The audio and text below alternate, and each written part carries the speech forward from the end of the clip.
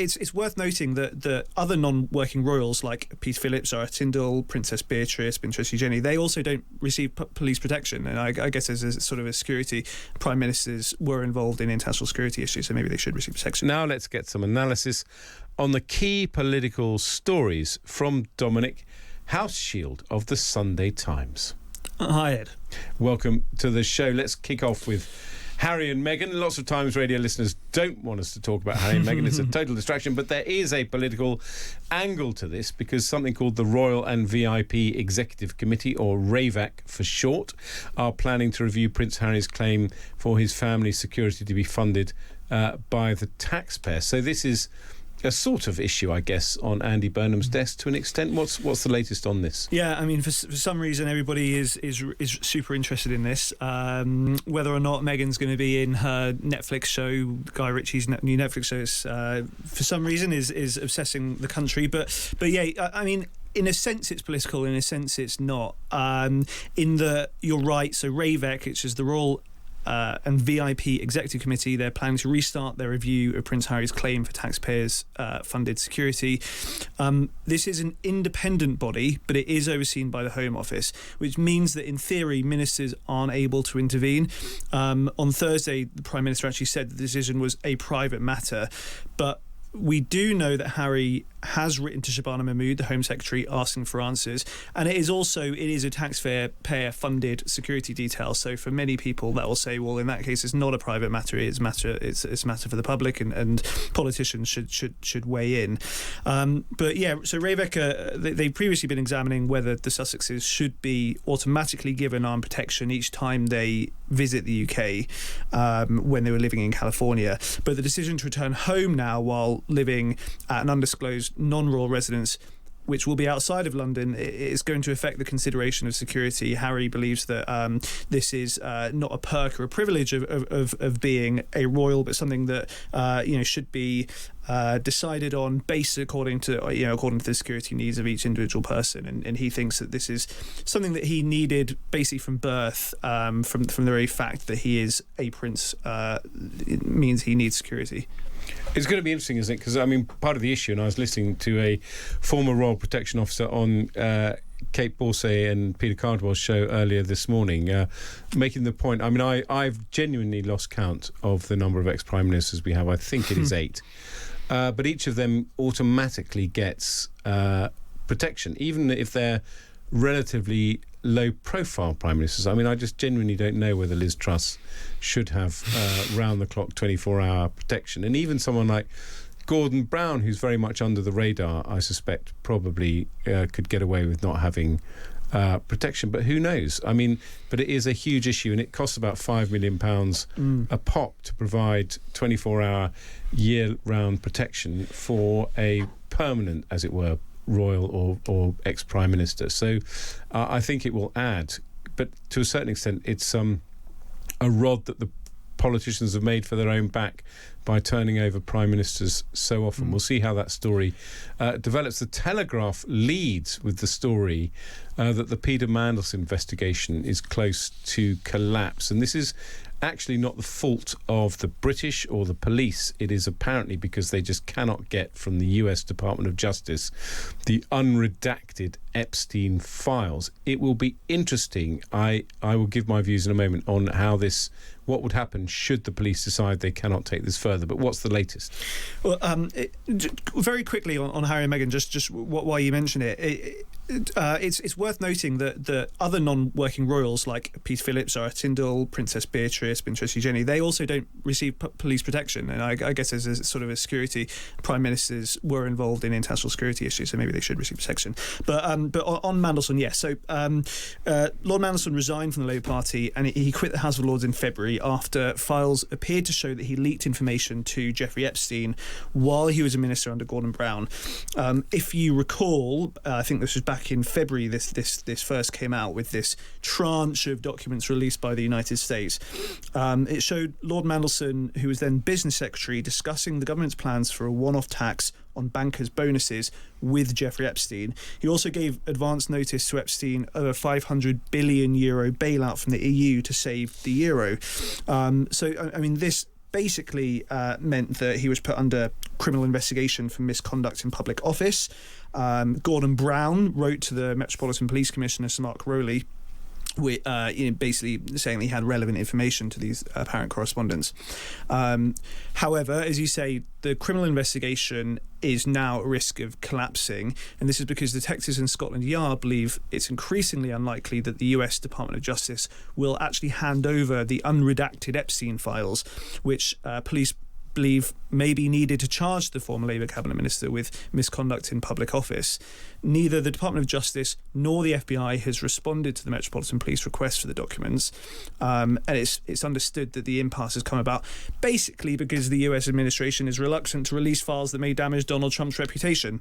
So these files are considered really crucial because Lord Mandelson's lawyers could argue that partially redacted emails published online by the DOJ don't have any of the context that's required to tell the full story. And typically, if you recall when this was first discussed, when he was first put under criminal investigation, misconduct in public office is a really challenging offence to prosecute. Typically, it requires a very high degree of documentary evidence to convict somebody.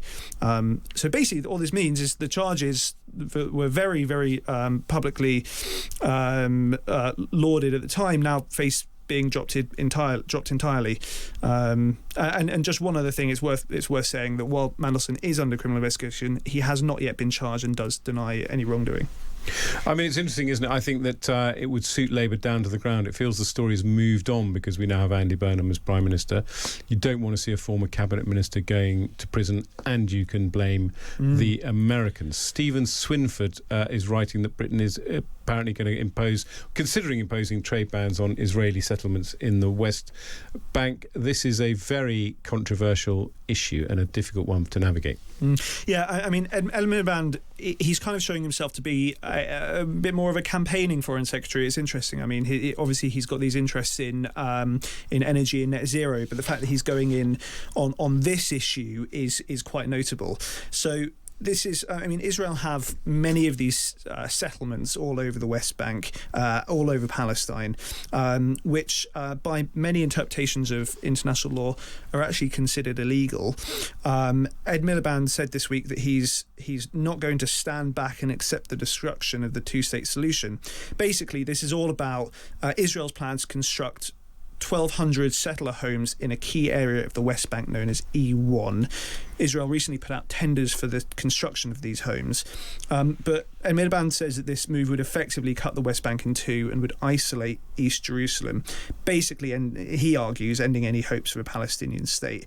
And this row kind of erupted this week where Miliband summoning Israel's charge d'affaires to setting out the UK's profound objection and called it an unacceptable and destructive act. And then the Israeli Foreign Minister Gideon Saar, who he hit back. He said he rejected the statement of the Foreign Secretary. He said that the UK government is damaging the relationship between the two countries and they're blaming Israel while ignoring Palestinian extremism.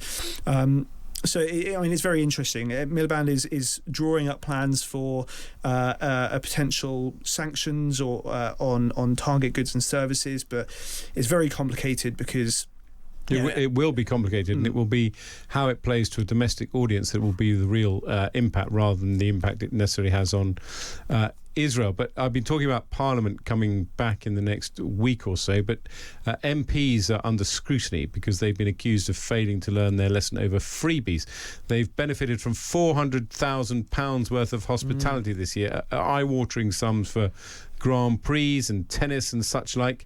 Louise Haigh, Lucy Powell, Wes Streeting among the beneficiaries. Is this a story that's going to run, or is it just a sort of quarterly story that's a sort of free hit?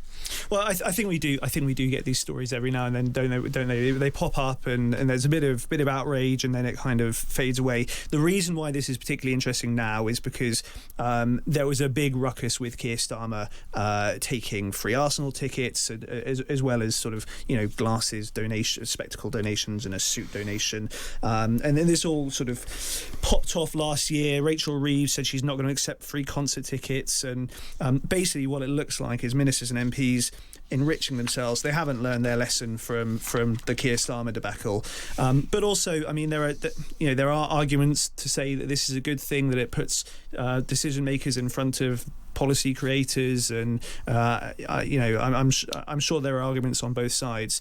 I don't know if you ever, when you were in Parliament, did you ever get any free events? Did I ever pay is the better question. Yeah. I was the king of the freebies, but luckily I was the culture minister, so I could actually pretend that I was doing my job by accepting a ticket to a Beyonce concert. But most people thought, obviously, it was beyond the pale. I mean, it's an interesting question. I can understand. I mean, when you are an MP, it seems quite a natural thing, provided you declare it. But I heard Stig Abel on The Breakfast Show saying that he thought it was completely unacceptable and MPs should just pay their way, and so on. So it's an argument that runs and runs. But finally, you are our defence correspondent, and you're writing tomorrow about the many challenges facing Vladimir Zelensky going forward, because we had a period of a few months where Ukraine was doing so well, and now things seem to be getting more complicated. Yeah, you're right. I mean, it seemed like Ukraine was turning the tide on Russia with their really successful deep strike attacks, with the kind of stall on the front line of territorial gains.